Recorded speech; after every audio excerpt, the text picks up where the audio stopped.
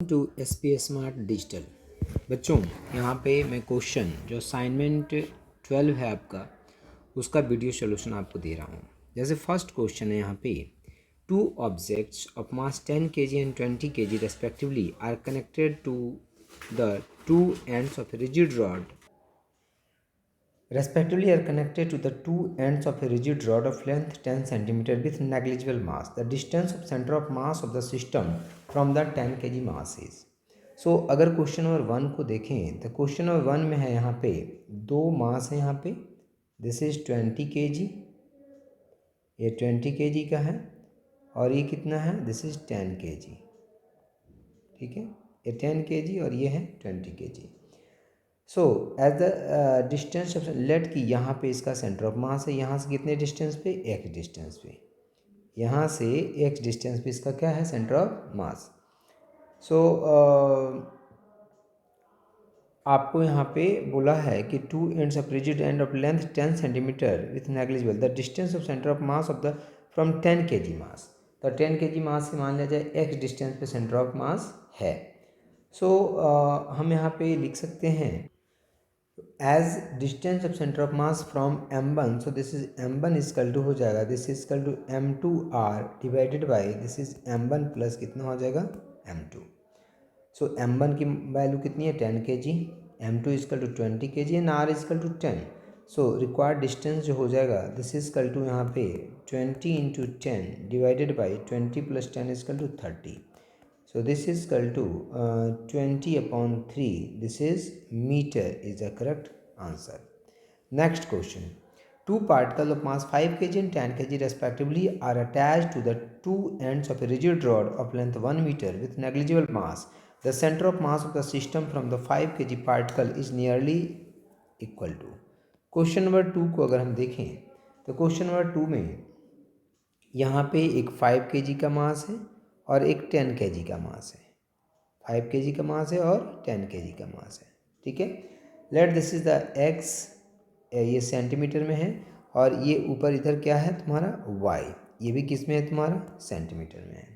ये ऑरिजिन हो गया, दिस इज 0 0, ये कितना हो गया, दिस इज 5 kg हो गया, एंड ये कितना हो गया, दिस इज 10 kg हो गया, इसका कोऑर्डिनेट कितना हो गया, दिस इज 100 0 हो गया। ठीक है, let centre of mass this is equal to x centre of mass, और ये 0 हो गया, यहाँ पे सेंटर ऑफ मास है। So we know that X centre of mass is equal to कितना हो जाएगा, this is equal to m1x1 and plus m2x2 divided by this is m1 plus कितना हो जाएगा, m2 हो जाएगा।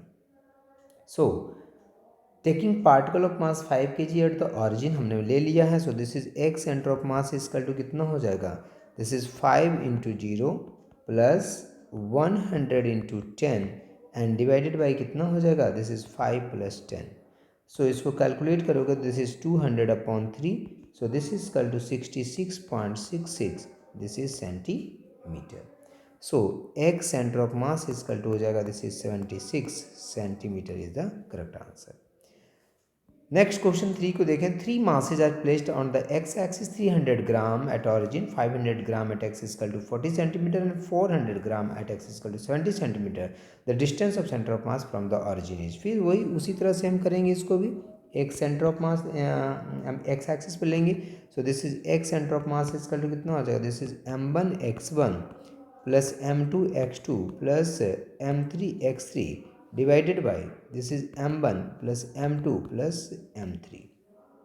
so this is equal to, ये हो जाएगा 300 into 0 plus 500 into 40 and plus 400 into 70 and divided by सबको ऐड कर दोगे तो दिस इज इक्वल टू 1200 नीचे आ जाएगा।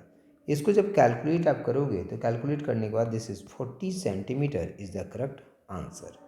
Now next question, next question है two bodies of mass 1 kg and 3 kg have position vector this and this. So we know that in terms of position vector जो आपका centre of mass होता है तो r centre of mass and this is equal to m1r1 plus m2r2 divided by this is m1 plus m2।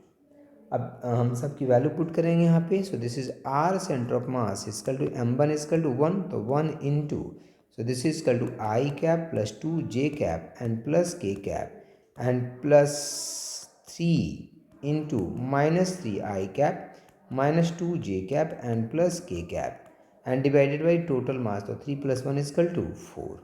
So this is equal to R center of mass and this is equal to, इसको अगर calculate करेंगे तो this is equal to आ जाएगा minus 2I cap minus j cap and plus 4k cap. So this is the correct answer.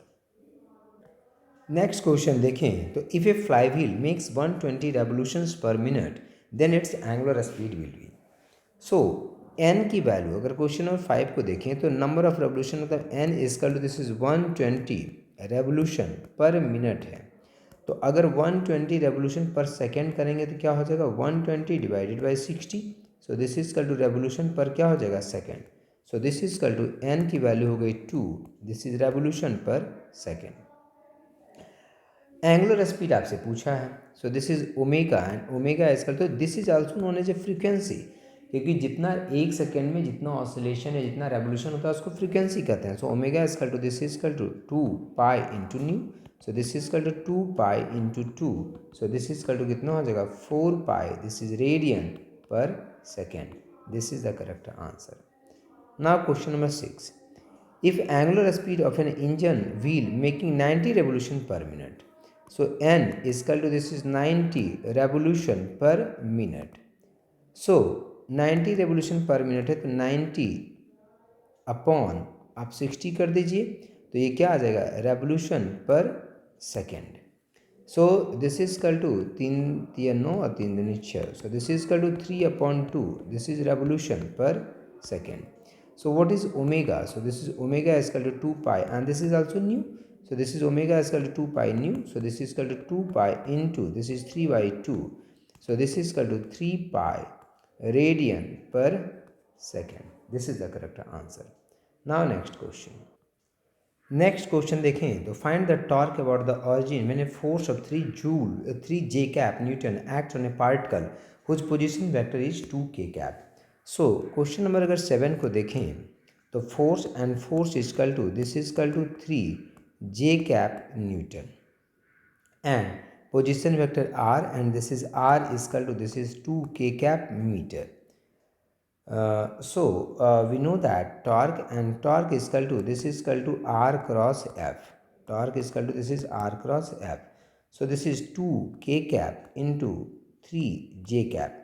So this is equal to 6 and this is k cross j and this is equal to 6 and this is minus I cap is the correct answer. So torque equal to this is equal to minus 6 I cap Newton meter. This is the answer.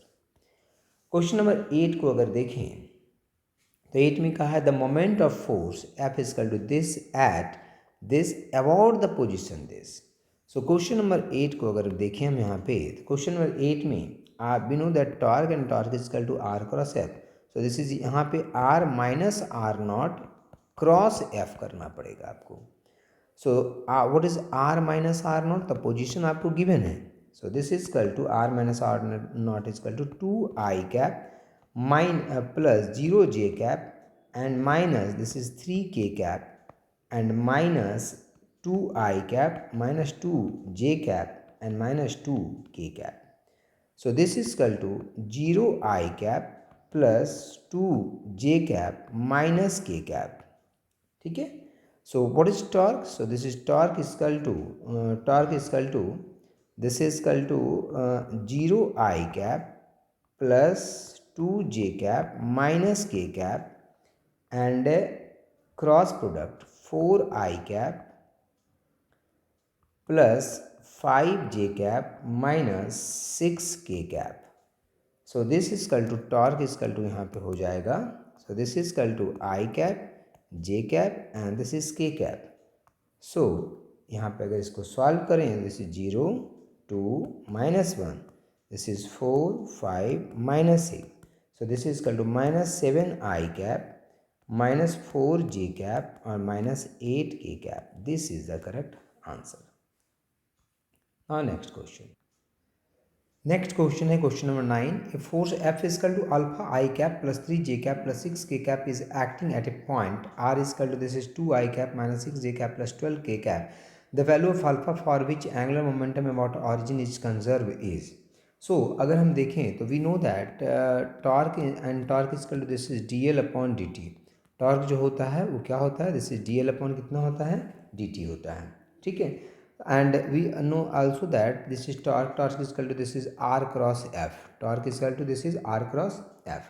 So this is equal to 2 I cap, this is 2 I cap minus 6 j cap minus 12 k cap, and cross product this is alpha I cap plus 3 j cap plus 6 k cap, and this is equal to कितना हो जाएगा, 0. सो अगर इसको solve करोगे तो alpha is equal to this is equal to -1 is the correct answer. Now next question देखें. When a mass is rotating in a plane about a fixed point its angular momentum is directed along. तो directed along, तो अगर हम देखें तो question number 10 को, तो question number 10 में है कि तो we know that this is angular momentum is equal to this is r cross p. Angular momentum is r cross p. r cross p. और अगर हम देखें तो एंगुलर मोमेंटम कैसे होता है, जैसे अगर कोई पार्टिकल सर्कुलर पाथ में है, so this is the origin and this is equal to r vector and this is equal to momentum, this is p, and this is the angular momentum जो होता है इस पे परपेंडिकुलर होता है, this is l. ठीक है, क्योंकि torque is equal to r cross अगर p है तो आर पी पे परपेंडिकुलर होगा आपका angular momentum. So by right hand screw rule the direction of L is perpendicular to the plane containing R cross P. जो R cross P है उस पर एल जो होगा वो क्या होगा, परपेंडिकुलर होगा. सो इसका कौन सा करेक्ट आंसर है, so this is A part is the correct answer. A part जो है इसका करेक्ट. ऐसे भी टॉर्क की जब हम बात करते हैं, torque is equal to this is R cross F होता है, तो इसमें भी जो आर और एफ होता है, जो पोजीशन होता है, जो फोर्स होता है, उस पर ये परपेंडिकुलर होता है. ऐसे ये भी आपने पढ़ा है, this is A cross B and A cross B is equal to this is C vector. तो जो ए और बी वेक्टर होता है उस पर सी क्या होता है, परपेंडिकुलर होता है.